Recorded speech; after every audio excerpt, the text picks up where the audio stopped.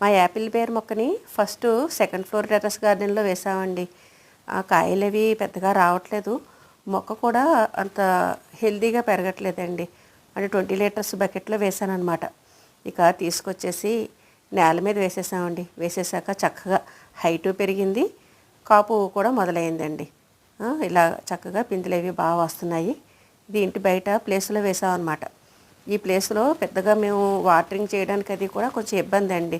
ఎందుకంటే ఈ యాపిల్ బేర్కి ఎక్కువ వాటరింగ్ అవసరం లేదు.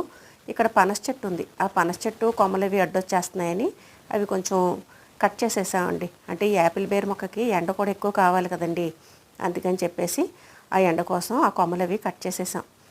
కాయలు అవి బాగానే వచ్చినాయండి. ఇది ఫస్ట్ టైం అనమాట ఈ బయట నేల వేయడంతో. ఆ మొక్క కూడా చక్కగా బలంగా పెరుగుతుందండి.